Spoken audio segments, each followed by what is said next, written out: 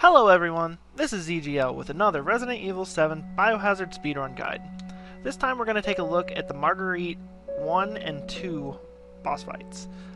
We're going to look at the Easy New Game Plus categories, so this is going to cover both any percent and 100%, and these strats work on both PC and console the same. So, I decided to put the two of these together because Marge 1 is a very fast fight, it's very quick.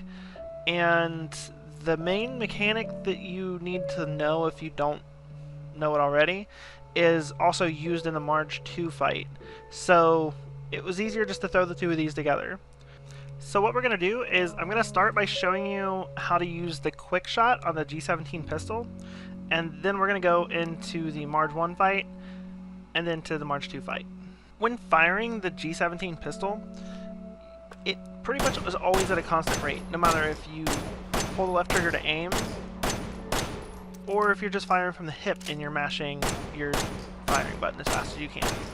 So what we found out is that if you alternate between aiming and hip fire, you can get it to shoot quicker, which is important for both this fight and the Marge 2 fight coming up. This might take a little bit of practice to get, but it is pretty easy. First, we're going to start with the items that you're going to need for this fight. The RE7 pistol, the G17 handgun, and the infinite ammo.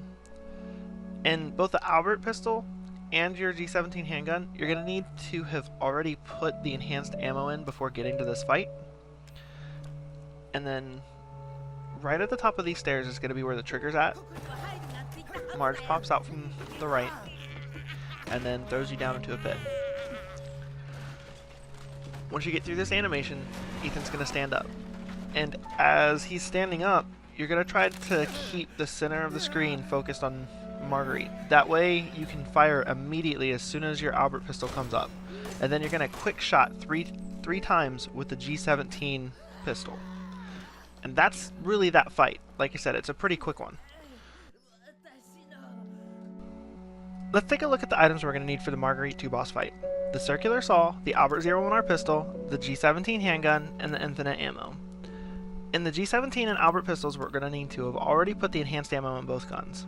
We're going to start this fight by having out the RE7R, and then we're going to come down, and as we walk up to trigger Marguerite, the moment that we notice that she starts to come out of the window, we have to come backwards so that she doesn't grab us.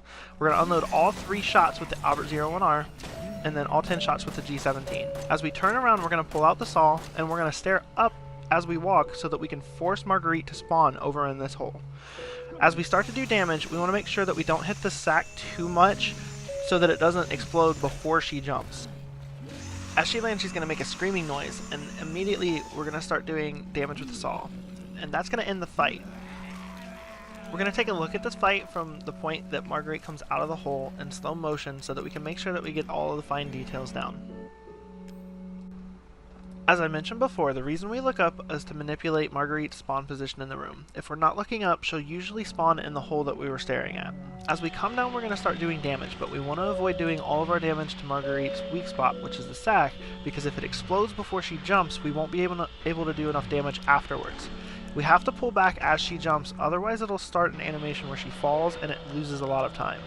As she screams, we start doing damage to the sack again, because that screaming starts an animation where she's unable to try to get away. Because normally she would jump to the ceiling or some other spot to try to get away from you while you're doing the damage, but if you wait until that scream happens, she can't get away, so you can do all the damage that you need to do to finish that fight.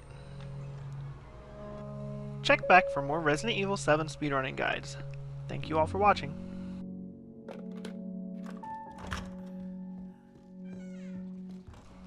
You've got to be kidding me.